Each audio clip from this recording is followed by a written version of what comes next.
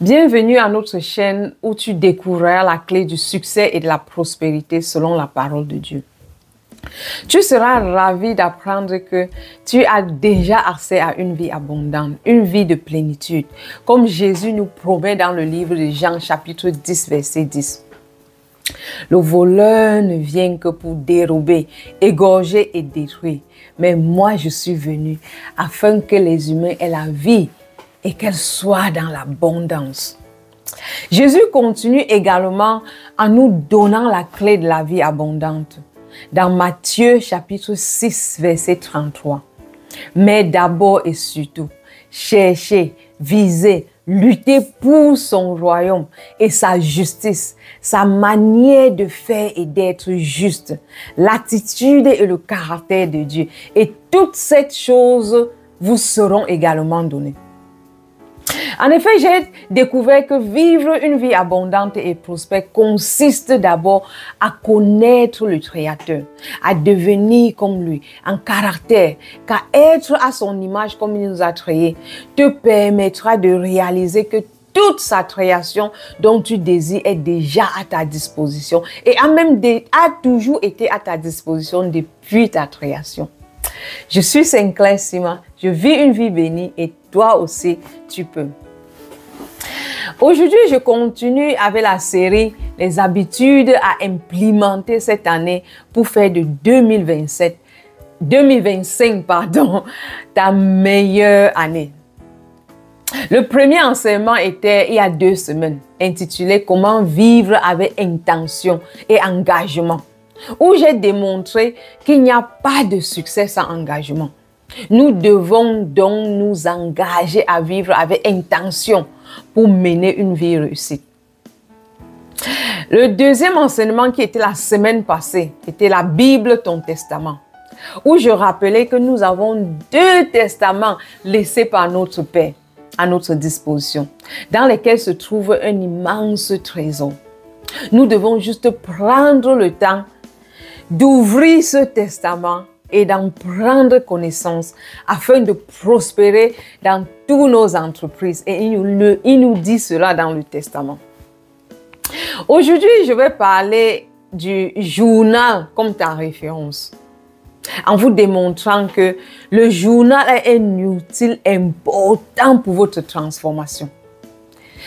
Moi, personnellement, j'ai découvert les bienfaits du journal en 2017 lors d'une retraite chrétienne.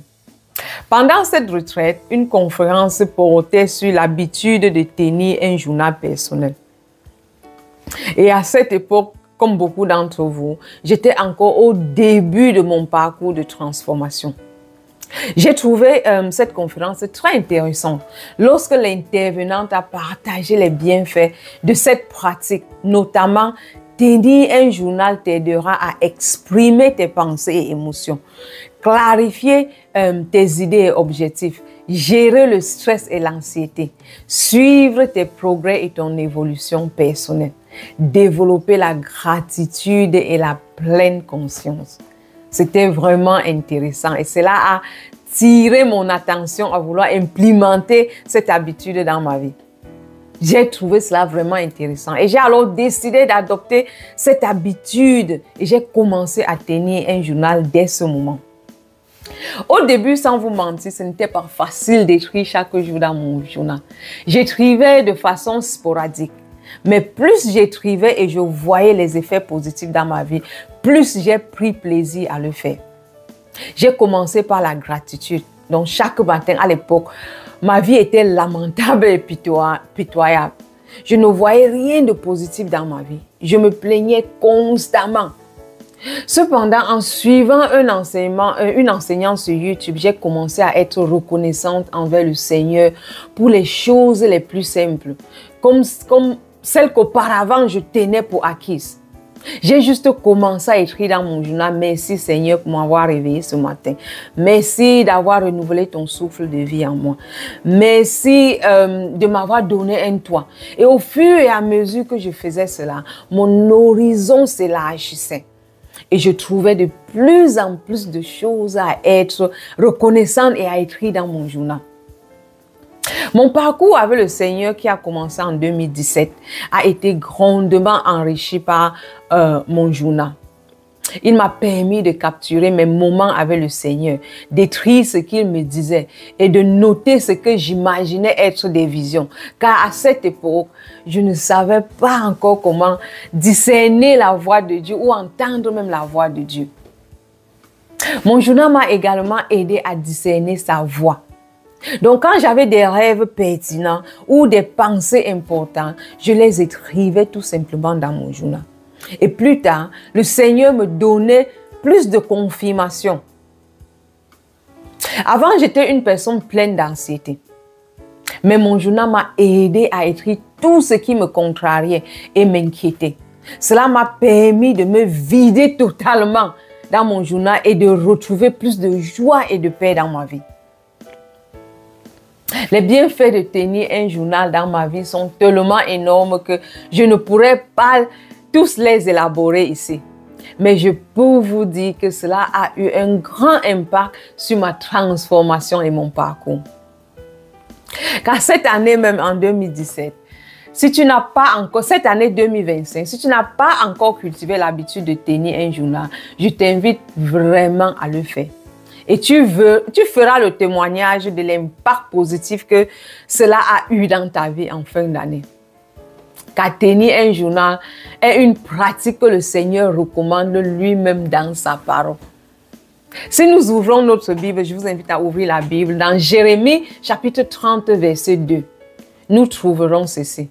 Voici ce que le Seigneur, le Dieu d'Israël, m'a dit. Écris dans un livre tout ce que je t'ai dit.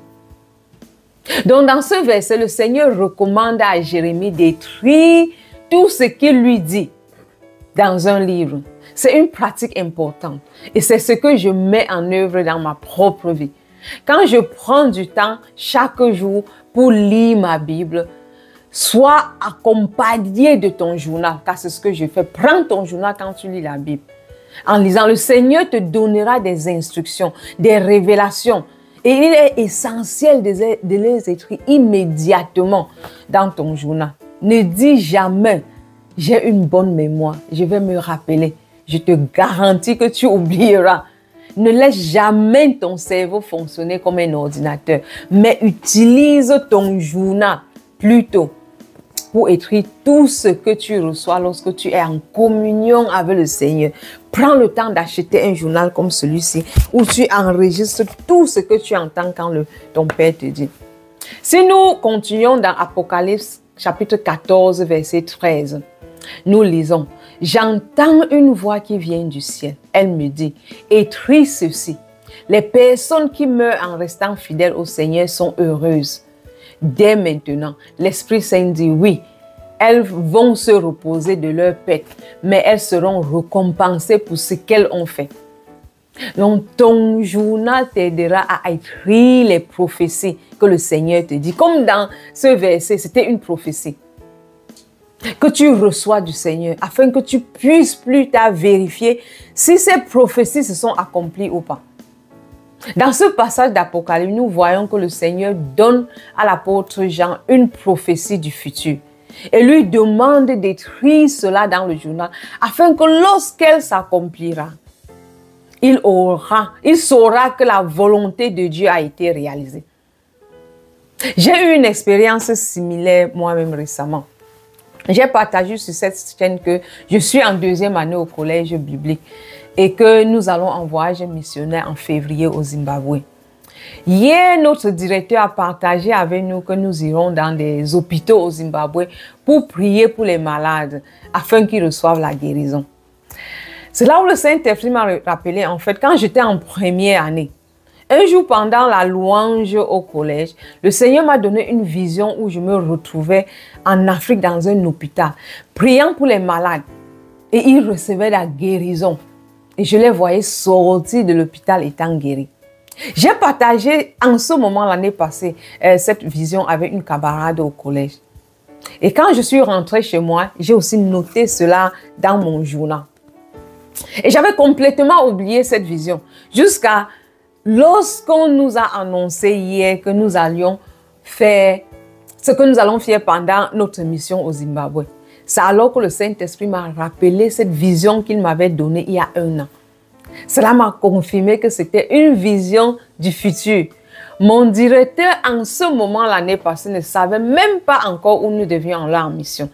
Il n'avait pas encore reçu les itinéraires. Donc, il ne savait pas où nous devions aller ou même quel pays nous devions aller. Car ce n'était pas lui qui organisait tout cela. Il ne reçoit que des instructions. Mais le Seigneur m'avait déjà montré cela il y a 1 an, ce que nous devions faire. Et j'ai écrit ça dans mon journal pour savoir comment le Seigneur communique avec moi. Tenir un journal, ça a vraiment une pièce importante et puissante dans ta marche avec le Seigneur.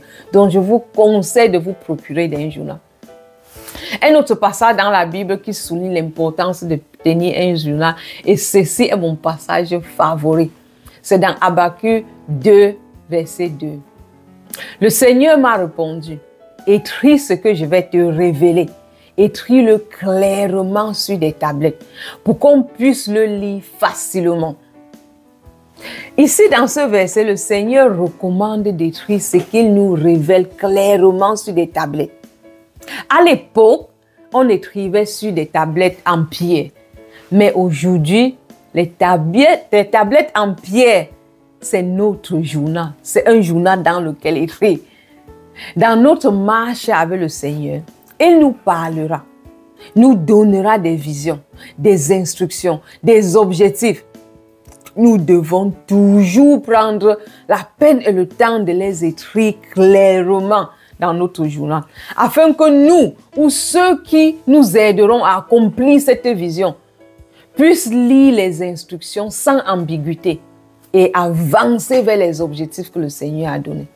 Nous devons aussi de temps en temps revenir à la vision dans notre journal pour nous assurer que nous sommes sur le bon chemin. Celui qui nous mène à la destination que le Seigneur nous a montrée. Chaque année, j'écris ma vision dans mon journal. Ce que le Seigneur me confie. Et chaque jour, je consulte cette vision dans mon journal pour m'assurer que je suis en train d'avancer vers son accomplissement. Et j'ai constamment des réunions de conseil d'administration avec le Seigneur, avec mon journal à la main. Lui et moi, nous revisitons la vision. Et si des ajustements sont nécessaires, je les note dans mon journal.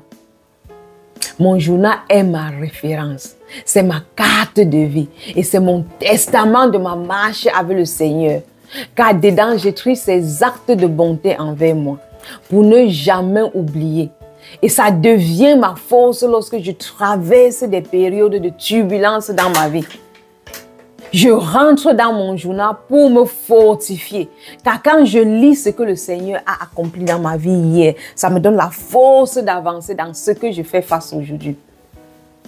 Le dernier passage que je vais lire, c'est Apocalypse 1, verset 11. Cette voix disait, écris dans un livre ce que tu vois et envoie ce livre aux 7 églises.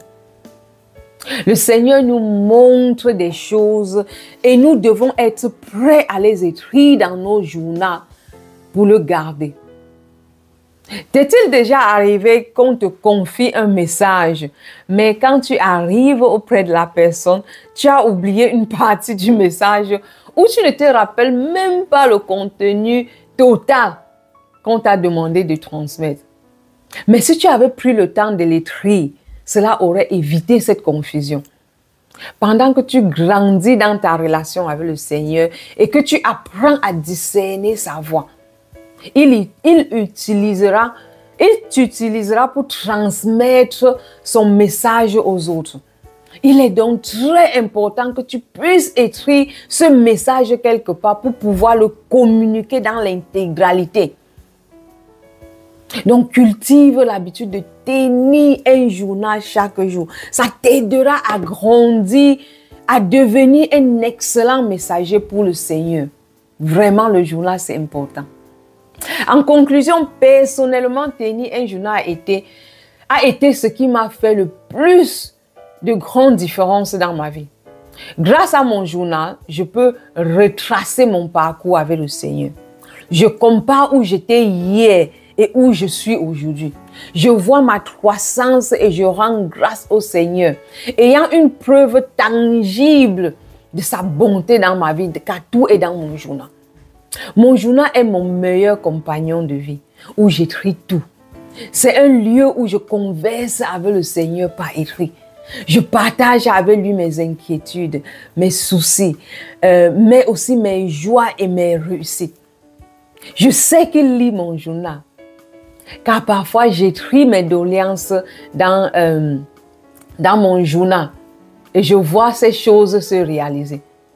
Je note aussi mes affirmations dans mes journaux, mes remerciements et tout ce qui fait partie de mon cheminement avec Dieu. Mon journal m'accompagne partout et c'est un outil essentiel dans ma transformation. Donc, tenir un journal n'est pas seulement une habitude, c'est un outil puissant dans notre marche avec le Seigneur. Car à travers les Écritures, nous voyons que Dieu nous encourage à écrire ce qu'il nous révèle. Que ce soit pour notre propre croissance, pour mieux comprendre ses plans ou pour être des messagers fidèles de sa parole. Ton journal peut devenir un espace où tu captures les visions, les révélations et les instructions divines, t'aidant à discerner et accomplir la volonté de Dieu pour ta vie. Donc, si tu n'as pas encore commencé cette pratique de tenir un journal personnel, je t'encourage vivement de le cultiver. Écrire dans ton journal t'aidera à rester aligné avec la direction que Dieu veut te faire prendre. C'est un moyen de garder une trace de tes projets, d'ancrer ta mémoire des moments où Dieu t'a parlé et d'être prêt à transmettre ce qu'il a mis sur ton cœur aux autres.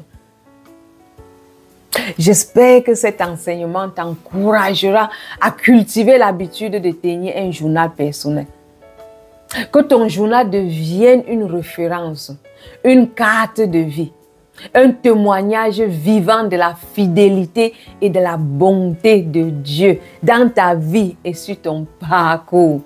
Vraiment, tenir un journal fera la différence dans ta vie. Merci d'avoir regardé cette vidéo. Si tu as aimé, n'hésite pas de cliquer sur j'aime pour soutenir notre chaîne et permettre encore à plus de personnes d'être bénies par cet enseignement. Abonne-toi sur le bouton d'abonnement pour être les premiers à être informés quand nous publions de nouveaux contenus. Je t'invite aussi à partager dans le commentaire ce que Dieu t'enseigne afin d'encourager et d'inspirer les autres. Suis-nous également à Instagram à Je suis Sinclair Sima. Si tu as des questions, des besoins de prière ou recherches des conseils sur la parole de Dieu, contacte-nous via WhatsApp, le numéro qui s'affiche là-dessous. Reste béni. Et jusqu'à la prochaine, rappelle-toi toujours que tu es béni pour être une bénédiction.